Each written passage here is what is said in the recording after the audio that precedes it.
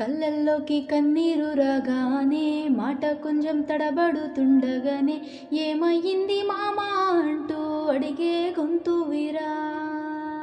నీతో ఉంటే నవ్వుతూ ఉంటరా, నువ్వుంటేనే మనమని అంటమురా.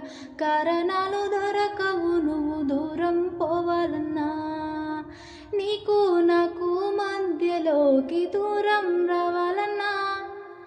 వద్దు అంటూ ఆ క్షణాన్ని కన్నీటితో ఆపనా, గమ్యం చేరే పయనాన్ని స్నేహం ఆపుతుందా. నీ మంచే కోరి పొమ్మనేంత ప్రేమే మాదిరా.